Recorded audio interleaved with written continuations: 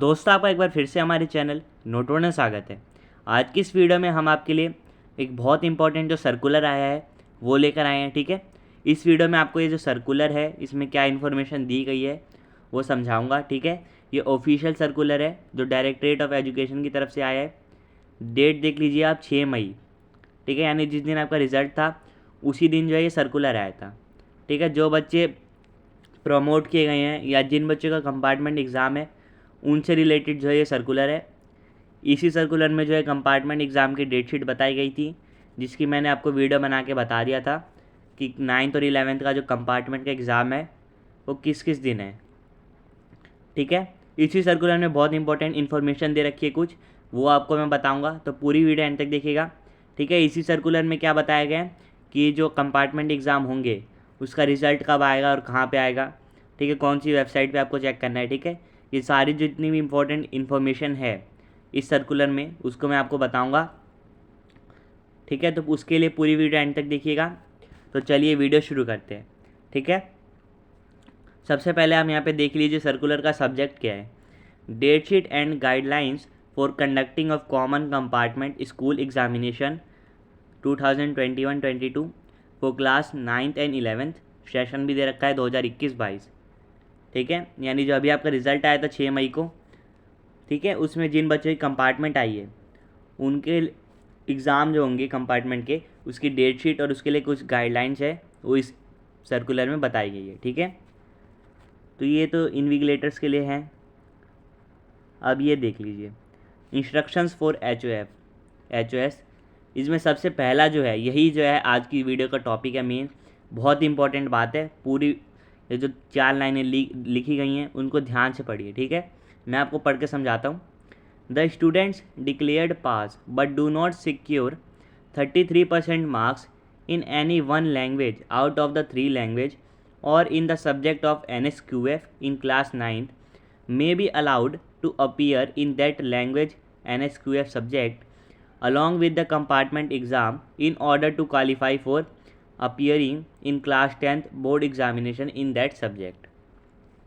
ये जो लाइन है ये बहुत इंपॉर्टेंट है। ये जो 4 लाइन्स दे रखी हैं इसमें क्या बताया गया है कि वो स्टूडेंट्स क्लास 9th के, ठीक है, जो पास तो उनको कर दिया गया है यानी कि उनको प्रमोट कर दिया गया है, लेकिन जो 3 लैंग्वेज के सब्जेक्ट होते हैं आपके, हिंदी, इंग्लिश और संस्कृत।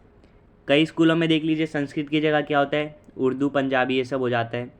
ठीक है, या फिर कोई एडिशनल लैंग्वेज हो गई, या फिर कई स्कूल जो हैं उनमें 2 ही लैंग्वेज होती है और तीसरी लैंग्वेज की जगह पे क्या होते हैं, NSQF सब्जेक्ट। ये क्या सब्जेक्ट हैं, इसमें जैसे इंफॉर्मेशन टेक्नोलॉजी हो गया, रिटेलिंग हो गया, बैंकिंग एंड फाइनेंस, इस तरीके के जो सब्जेक्ट्स हैं आते हैं। ठीक है, वोकेशनल सब्जेक्ट जिसको हम कहते हैं।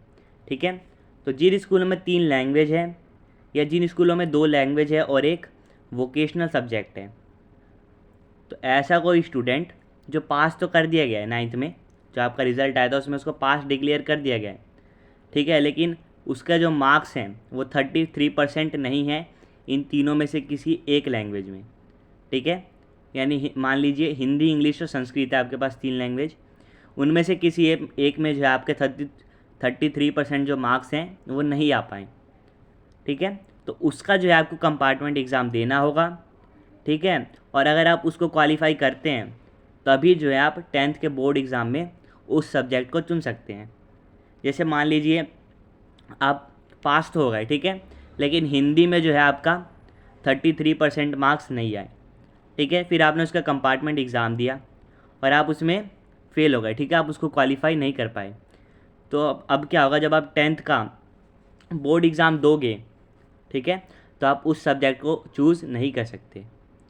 ठीक है, यानी आपको पास तो कर दिया गया, प्रमोट कर दिया ग्रेस मार्क्स देके। ठीक है, टोटल जो है आपके 33% मार्क्स आ गए, लेकिन हिंदी में जो है मान लीजिए आप 33% मार्क्स नहीं ले पाए। ठीक है, तो उसके लिए अभी जो आपका कंपार्टमेंट एग्ज़ाम की डेट शीट आ गई है जिसकी मैंने वीडियो बनाई थी। ठीक है, उसमें आपको हिंदी का एग्ज़ाम देना पड़ेगा, तभी जो है आप 10th में जाके वो सब्जेक्ट ले सकते हैं। ठीक है, तो आशा करता हूँ मेरी बात आप समझ गए। ठीक है, मैं एक बार और बता देता हूँ। आपके पास 3 लैंग्वेज है, Hindi, English, Sanskrit.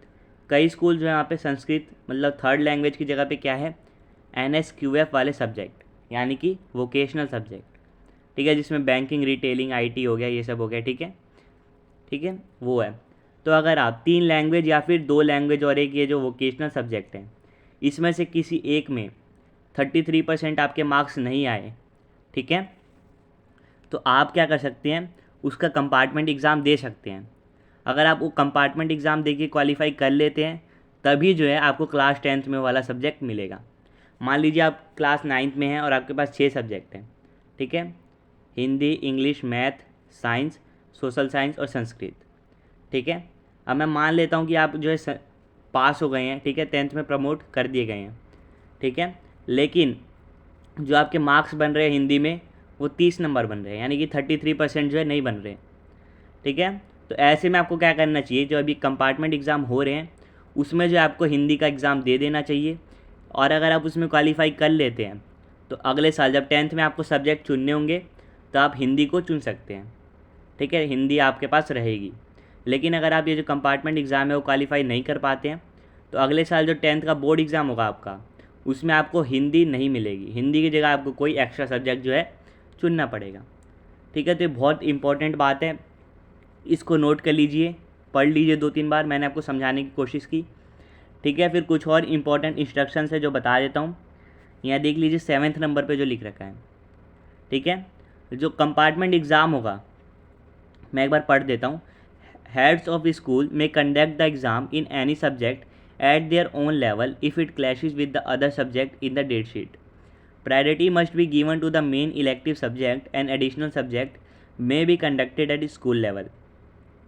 Syllabus and pattern of question paper should be the same as in annual examination term 2 2021-22, ठीक है। यानी कि जो एक्स्ट्रा सब्जेक्ट हैं, जो ये डेट शीट मैंने आपको वीडियो बना के बताया था कल, ठीक है, उसमें जो है सब्जेक्ट, उसके अलावा अगर कोई आपने सब्जेक्ट ले रखा है, कोई आपके स्कूल में सब्जेक्ट है उसके अलावा, ठीक है, तो उसकी जो एग्ज़ाम की डेट है वो स्कूल वाले डिसाइड करेंगे, ठीक है।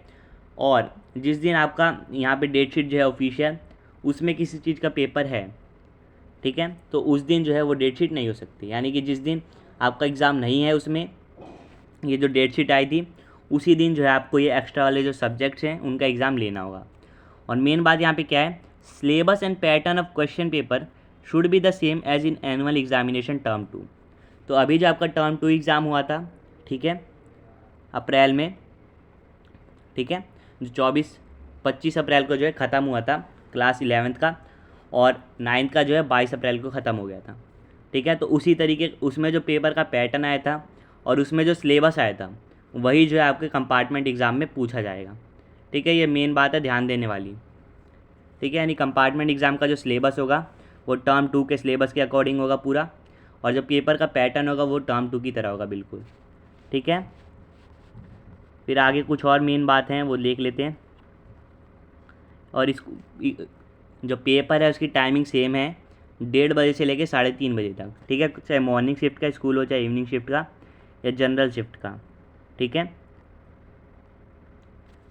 जैसे कि आपका एग्ज़ाम अभी रिज़ल्ट आया था 9th और 11th का, उसी तरीके से जो कंपार्टमेंट एग्ज़ाम का जो रिज़ल्ट है यहाँ पे आप देख लीजिए, सबसे नीचे जो लाइन है 9th और 11th का रिज़ल्ट कैसे आएगा। आपको edudel.nic.in पे जाना है, वहाँ होम पेज पे आपको जाना है, वहाँ पे आपको एक सेक्शन मिल जाएगा कंपार्टमेंट रिज़ल्ट 2022, उस पर आपको क्लिक करना है, अपनी स्टूडेंट ID और डेट ऑफ बर्थ डालना है, उसके बाद जो आपको कंपार्टमेंट एग्ज़ाम का रिज़ल्ट मिल जाएगा, ठीक है। जिस तरीके से अभी आपने अपना रिज़ल्ट देखा था 6 मई को, उसी तरीके से करना है, बस इस बार रिज़ल्ट 2021-22 की जगह क्या होगा, कंपार्टमेंट रिज़ल्ट 2022, इस तरीके का सेक्शन होगा, उस पर क्लिक करना है, फिर student ID, date of birth, और इसके अलावा अगर कोई इन्फॉर्मेशन मांगी है तो उसको फिल करना है, और फिर क्या आपको अपना कंपार्टमेंट एग्ज़ाम का रिज़ल्ट जो है मिल जाएगा, ठीक है। ये पूरी PDF है, अगर आप कमेंट करेंगे तो मैं ये जो PDF है इसका लिंक जो है डिस्क्रिप्शन में दे दूँगा, ठीक है।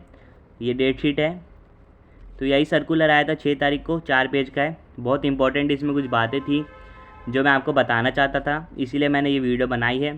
तो मैं उम्मीद करता हूँ कि जो मैं बात बताना चाहता था आप सभी को आप जान गए होंगे, ठीक है। आपसे फिर मिलेंगे नेक्स्ट वीडियो में, तब तक के लिए bye bye, see you again and thanks for watching.